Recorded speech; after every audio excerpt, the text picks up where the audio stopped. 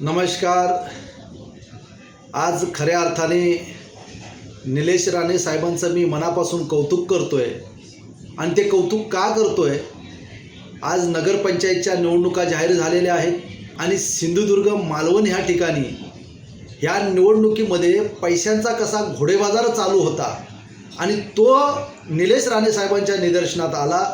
निलेश राणे साहेबांनी स्वतः ते पकडण्याचं काम केलं आणि एका सत्ताधारी पक्षात राहून जर चुकीचं घडतंय, त्या ठिकाणी सट्टेबाजार चालू आहे हे त्यांच्या निदर्शनात आल्याच्या नंतर त्यांनी त्याच्यावरती आवाज उठवला आणि त्या जनतेसमोर आणून दाखवण्याचं काम केलं।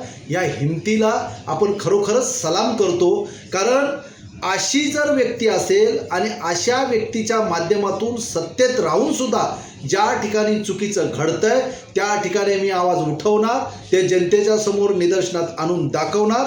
अशी जर कोण हिम्मत करत असेल तर जबाबदारीने आमचे सारखे चळवळीतील कार्यकर्ते त्यांच्या पाठीशी आणि त्यांच्या सोबत उभे राहतील आणि जबाबदारीने त्यांचंही आम्ही कौतुक करण्याचं काम करू आणि त्याच पद्धतीने आम्ही त्यांचं कौतुक करतोय। निलेश राणे साहेबांवरती आज गुन्हे दाखल करण्यात आलेले आहेत, कारण आमचं लोकशाहीचं राज्य आहे, पण सध्या परिस्थिती अशी आहे या लोकशाहीच्या राज्यात अंतर्गत हुकुमशाही चालू आहे। नाव फक्त लोकशाहीचं आणि आतमधून हुकुमशाही चालू आहे। ह्यांना चोर, डकेती, बलात्कारी, भ्रष्टाचारी ह्यांना सगळ्यांना माफ करायचं, सोबत घ्यायचं, पक्षाचे पद द्यायचं आणि सोबत घेऊन फिरवायचं आणि जे प्रामाणिकपणे लढत असतील, अन्यायाच्या विरोधात आवाज उठवत असतील त्यांच्यावरती गुन्हे दाखल करायचे आणि त्यांना जेलमध्ये टाकायचे।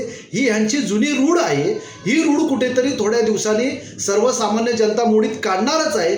त्यामुळे मी निलेश राणे साहेबांचं पुन्हा एकदा कौतुक करतो आणि निलेश राणे साहेबांना मी सांगू इच्छितो की अशाच पद्धतीने आपण आपलं काम करत राहिला तर नक्कीच आमच्यासारख्या चळवळीतील कार्यकर्त्यालाही आपल्याबद्दल अभिमान असेल आणि असंच काम चालू राहिलं तर नक्कीच आमच्यासारखे चळवळीतील कार्यकर्ते निलेश राणे साहेबांचं कौतुक करत राहतील। हे एक मी जबाबदारीने सांगू इच्छितो।